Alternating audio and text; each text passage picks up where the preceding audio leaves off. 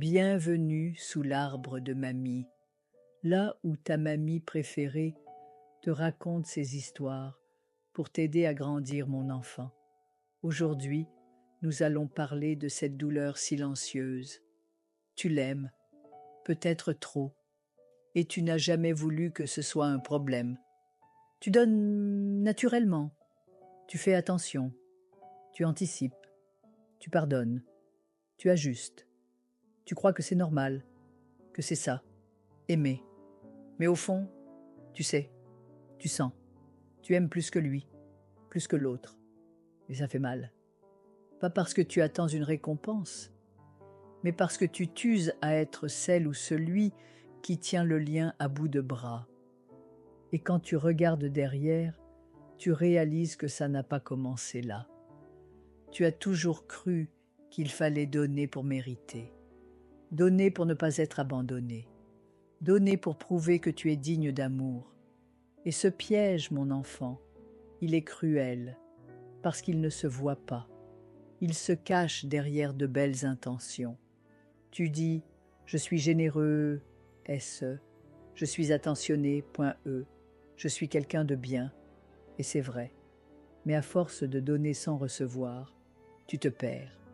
Et plus tu donnes, plus tu espères qu'un jour, l'autre ouvrira les yeux et dira « je t'ai vu, je comprends, reste ». Mais parfois, ce jour-là ne vient pas.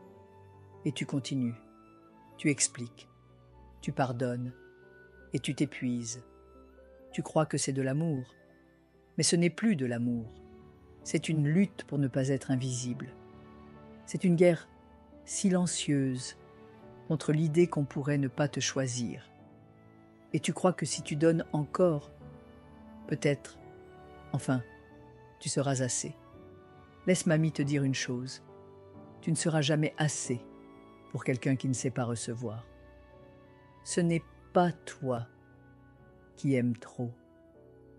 C'est l'autre qui ne sait pas encore aimer à la même hauteur. Et tu n'as pas à te punir pour ça.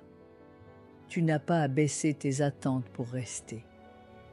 Tu n'as pas à te vider pour prouver que tu mérites de rester dans sa vie. Aimer, ce n'est pas souffrir pour deux. Ce n'est pas porter seul la tendresse, la communication, les élans, les ponts. Aimer, ce n'est pas se sacrifier en silence.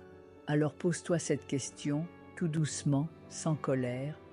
Est-ce que je donne pour aimer ou est-ce que je donne pour être aimé pour eux? Est-ce que je tends la main ou est-ce que je m'accroche pour ne pas tomber? Tu as le droit d'aimer fort, mais tu as aussi le droit d'être aimé sans supplier, sans quémander, sans t'expliquer. Donner sans retour, ce n'est pas noble, c'est dangereux, parce que ça te fait croire que ton amour vaut moins que celui des autres, et que tu dois compenser sans fin, mais tu n'as rien à prouver. Ton amour est entier, il est beau, il mérite un espace où il peut respirer, pas un endroit où il doit constamment se justifier. Tu peux continuer à aimer, bien sûr, mais promets-moi une chose, n'attends plus d'être choisi, en silence. Choisis-toi, tous les jours, même quand l'autre ne le fait pas.